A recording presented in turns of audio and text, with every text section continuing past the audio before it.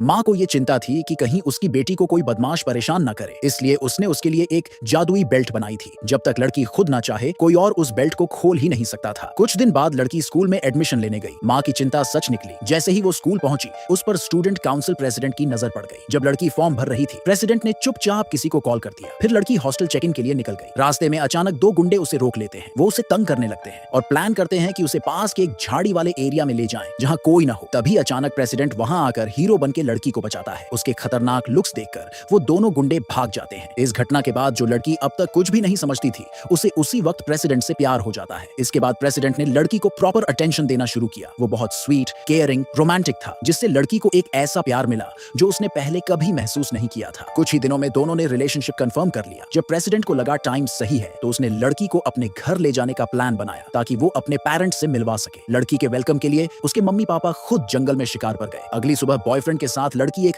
दूर दराज के पहाड़ी गांव पहुंचती है, लेकिन वहां का माहौल थोड़ा अजीब था। गांव में सिर्फ मर्द ही मर्द थे, एक भी औरत नजर नहीं आ रही थी। तभी दूर से कुछ हलचल सुनाई देती है। लड़की काफी क्यूरियस थी, इसलिए वो देखने के लिए उस तरफ बढ़ती है। लेकिन जैसे ही वो वैन के पास पहुंचती है, उसके बगल वाला आदमी अचानक वैन का दरवाजा जोर से बंद कर देता है। बॉयफ्रेंड ने जल्दी से लड़की को गांव वालों से इंट्रोड्यूस कराया और कहा कि ये उसकी न्यू गर्लफ्रेंड है और उसके मम्मी पापा घर पर उनका वेट कर रहे हैं डिनर के लिए। गांव वालों से थोड़ा हाय हेलो करने के बाद वो लड़की को लेकर वहां से निकल गया। पीछे गांव वाले अब भी लड़की की बात कर रहे थे, कह रहे थे कितनी हॉट है, काश वो उसे पा सकते। कुछ मिनट बाद दोनों बॉयफ्रेंड के घर पहुंचे। लड़की ने जमीन पर पड़े पुराने जंग लगे लोहे की चेन देखी तो उसे थोड़ा अजीब सा फील हुआ। इससे पहले कि वो कुछ पूछती, एक पागल औरत अचानक घर से बाहर निकली और लड़की को गालियां देने लगी। बोल रही थी कि ये कोई चुड़ैल टाइप औरत है और इसे गांव से बाहर निकाल देना चाहिए। बॉयफ्रेंड ने जल्दी से बताया कि वो उसकी माँ है और बचपन में हुए एक ट्रॉमा की वजह से उसका दिमाग थोड़ा डिस्टर्ब हो गया है। तभी उसके पापा भी बाहर आए और बिना कुछ बोले उस औरत को खींचकर अंदर ले गए। बॉयफ्रेंड ने लड़की को अच्छे से रेस्ट करने देने के लिए घर का सबसे बड़ा कमरा उसे दिया। लेकिन उसी रात